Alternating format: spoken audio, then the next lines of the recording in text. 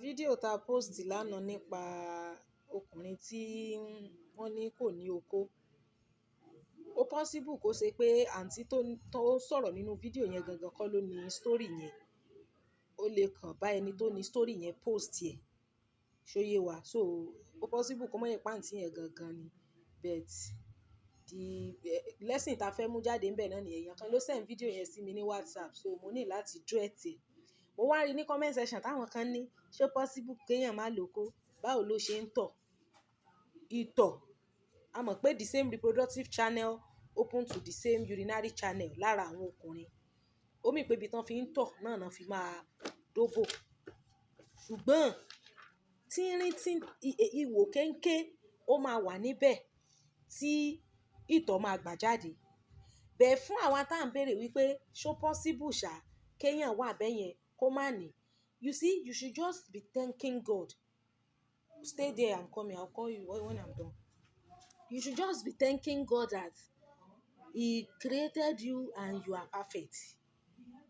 Kó mọ dúpẹ́ pé ńgbà tó náà dá ọ pé kò sí mistake.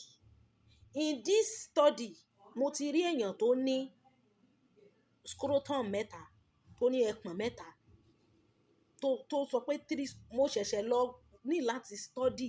Mo wá rí wípé polychidism kan náà ń pe term yẹn ni. Polychidism. I will look for that term. Màá fi sí comment section video yìí. Possession of more than 2 scrotum. Kéèyàn ní ẹpọ̀n 3 níbi tí gbogbo èèyàn ti lẹ́pọ̀n méjì, mẹ́ta ní tiẹ̀. Ayé yìí náà la wà tára àwọn hermaphrodite tán lóko lẹ́gbẹ̀ẹ́ òbò. Ayé yìí la wà tára obìnrin tí ò lójú ara tó jẹ́ lákìrìbòtò. So ẹ má máa sọ pé ṣó possible. You see, when you just thank God that God has created you tó dá pé. So pé ṣáwọn kan wà tán lóko, ṣáwọn kan wà tó kó ohun ilé. Ẹnìkan tiẹ̀ sọ fún mi pé òun ò mọ̀ pé ọkùnrin kan wà tóbìnrin á bọ́ sí hòhò lójú ẹ̀ tó kọ́ ẹ̀ ò dẹ̀ ní le. Torí nígbà tá à ń sọ̀rọ̀ nípa impotency, ẹni báwo la ṣe fẹ́ mọ̀ pé èèyàn kan wà impotent? Wípé ṣé ìyàwó ẹ̀ ò rọ́mọ bí ni? Mo ní ṣó dìgbà tí ìyàwó èèyàn ò bá rọ́mọ bí kéèyàn tó mọ̀ pé èèyàn kan wà impotent. Ó ní ṣe bí ńgbà tí wọn bá lóyún ni. Mo ní èèyàn tí ò lè ṣe rárá tí ò lẹ́rẹ̀ẹ́jẹ̀ rí. Ó ní kò possible. Mo kàn ń wo, you see, there are a lot of deformities or infirmities on this earth, and that is why we have to thank God for creating us pé ó dá wa pé.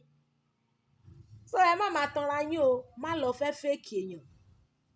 Dídóná ní kẹ́ má dóra yín. Wọn ò ní tẹ́ bá ń fẹ́yàn kẹ́ má jókòó sẹ́gbẹ̀ẹ́, kẹ́ má dì mọ́, kẹ́ má fẹnu konu, kẹ́ má kiss ara yín. Ìyẹn ò sí nínú orí ibú, ìyẹn ò sí nínú ẹ̀ṣẹ̀.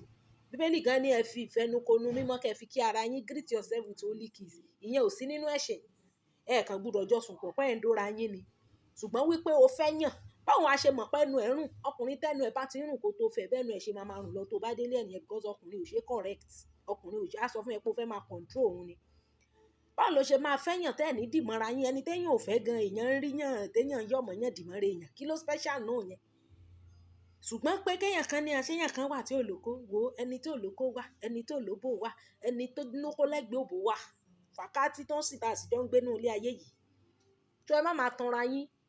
Kẹ́ ẹ mọ dúpẹ́ pé Ọlọ́run dá yín pé ni. Then ìwọ tó bá find ara ẹ nínú situation yẹn, má lọ jókòó síbẹ̀. Má wulẹ̀ ṣẹ̀ṣẹ̀ tanra ẹ kó tètè mọ bó ṣe máa bọ́ kúlọ̀. Kó wá wọ̀rọ̀kọ̀ ẹ kó fi ṣàdá. Ọlọ́run ò ní dà wá láàmú dé. Àwọn tí wọ́n bá ní irú condition bẹ́ẹ̀ yẹn kí wọ́n rí dókítà bóyá solution wà tí wọ́n lè ṣe sí. Ẹ má jẹ́ àgbàgbé Ọ̀yọ́ Model Alternative Therapy. Wọ́n ń ta àwọn àgbo tí máa ń mara le, tí máa ń fọ̀dọ̀ tí ẹ̀jẹ̀, tí máa ń fọ́ infection. Nọ́mbà wọn ni 08068220707. 08068220707. Ọ̀yọ́ Model Alternative Therapy. Ibẹ̀ ni ẹ já sí. Olúwa yóò jí wa rè. Ẹ ṣeun gan. Oya, come and do your assignments.